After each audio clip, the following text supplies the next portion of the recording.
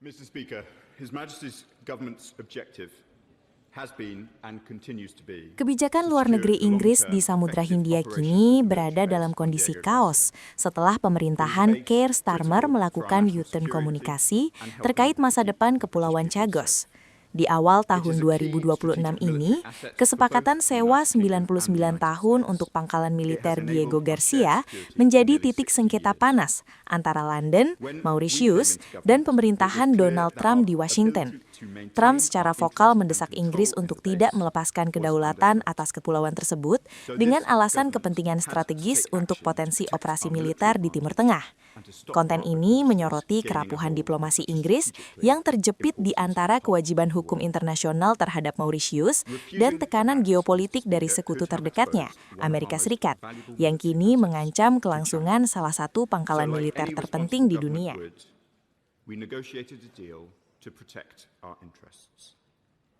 This government inherited a situation where the operation of the base was in immediate jeopardy, and negotiations on a transfer of sovereignty to Mauritius was well advanced by the previous government.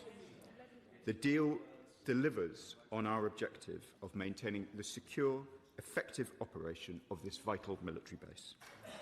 It would allow us to operate this joint UK-US base as we have always done. Mr. Speaker, this House knows that the government worked tirelessly with the United States in developing and testing the treaty to ensure that it met our shared security needs. That is why it was supported by two administrations. This is why Secretaries Rubio and Hegseth, and indeed President Trump himself, came out so strongly in favour when the treaty was signed in May last year. I can assure this House nothing in the treaty has changed since the US administration gave their original endorsement of the deal, and we continue to work with Mauritius and the United States. Mr. Speaker, the UK government has great sympathy for the Chagosian community. They feel a deep emotional connection with these islands. We have been clear in our regrets for the manner in which Chagosians were forcibly removed from the islands in the 60s and the 70s. We're working to resume a programme of heritage visits for members of that community. Mr. Speaker, we will continue to work with both Mauritius and the United States on this agreement. As the Prime Minister has said, we have very close relations with the United States. That relationship matters profoundly, not just to our security, but to the prosperity and the stability that people here at home depend. The British government went around America and said a whole load of things, such as it was legally necessary to give away the Chagos Islands, which of course wasn't true. Do not give away Diego Garcia. Capital letters from the American president. He likes capital letters in his posts. And all the other arguments have been well rehearsed. The fact that it could cost us up to 50 billion. The fact that the Chagosians weren't just badly treated then, they're being badly treated now because they resettled Ile-de-Quoi and they've got eviction notices from your government.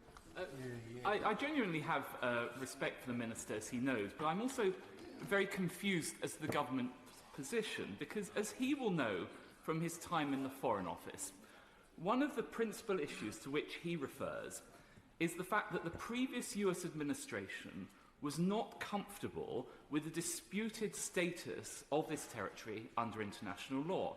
But it's now clear that the current President of the United States has no such concerns, has no such qualms. So given those circumstances, why are we continuing to burn capital with the current administration rather than saying, let's put this whole thing on hold and look for a solution that might actually work better both the United States government and the interests of the United Kingdom?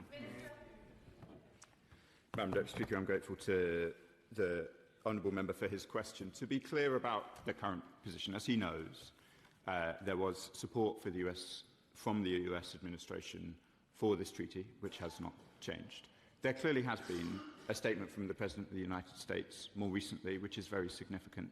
And as I told the House, we are now discussing those concerns with the United States directly.